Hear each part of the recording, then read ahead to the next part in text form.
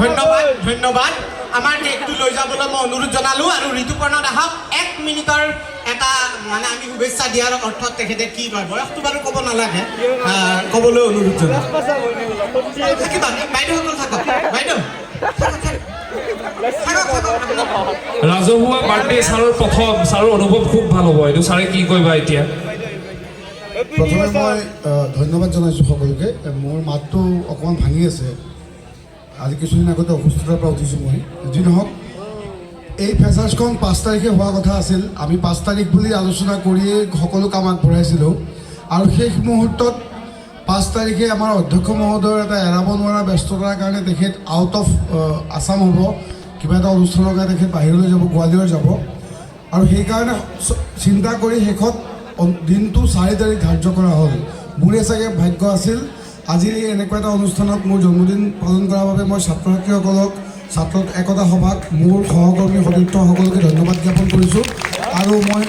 আপ্লুত হৈছোঁ আচলতে গতিকে সকলোকে ধন্যবাদ জ্ঞাপন কৰিছোঁ আৰু অনুষ্ঠান পৰৱৰ্তী পৰ্যায়লৈ আগবঢ়াই দিবলৈ নিহাৰিতা অনুৰোধ কৰিছোঁ ঋতুপৰ্ণ দাস তুমি মঞ্চত থাকা চন্দ্ৰমা তুমি কিয় গ'লা আহা আহা তুমি কেক খাই যাব দিয়া নাইতো তোমাক আহা আমি আকৌ কৈছোঁ যে এইখিনিৰ পাছতে আমাৰ মূল অনুষ্ঠানটো শেষ হ'ব মুকলি হ'বৰ বাবে মই যাৱতীয় আগবঢ়াই ল'বলৈ মই অনুৰোধ জনাইছোঁ মঞ্চৰ পৰা আঁতৰি যাব হ'ব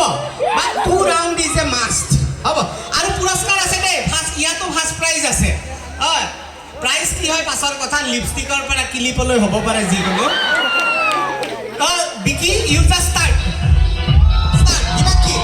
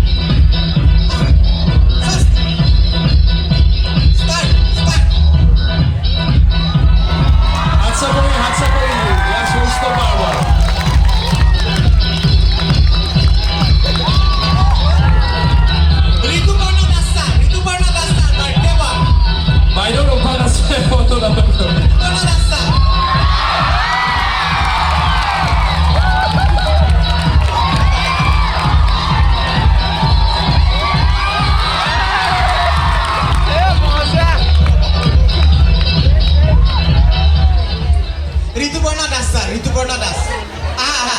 ছাৰে খুব ধুনীয়া ৱাক কৰে ছাৰ আহক দুইটা একেলগে আহক ছাৰ আহক ৱাকলৈ আহকচোন ছাৰ আপোনাকো মাতিছে বজাব নাচিবা ঋতুপৰ্ণ দাস তুমি মঞ্চত আহিবা দুয়োজনে একেলগে কৰিব দুয়োগৰাকী একেলগে কৰিব নেহা ছাৰ আৰু ঋতুপৰ্ণ ছাৰে একেলগে কৰিব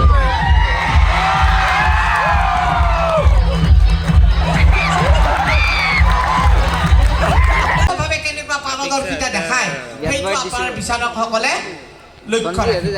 ইয়াৰ পাছতে আমি তেখেতসকলক বিচাৰক মণ্ডলীৰ বাবে প্ৰশ্ন এৰি দিম প্ৰত্যেককে বিচাৰক মণ্ডলীয়ে এটা এটা প্ৰশ্ন সুধিব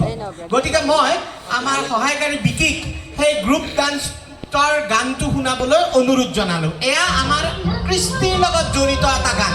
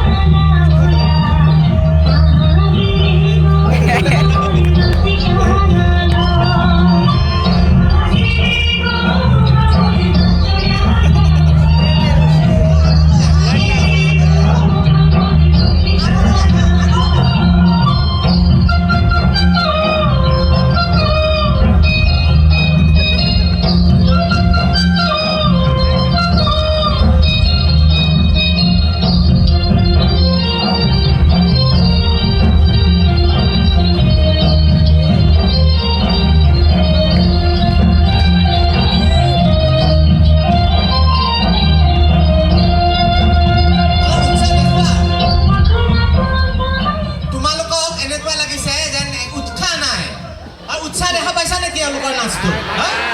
এটা বেলেগ গান কৰাইছোঁ তেওঁলোকে য'ত অলপ উৎসাহ প্ৰকাশ হয় অলপ উৎসাহ লাগে আমাক ইমান দুখ মনে গ্ৰুপত নাচিছে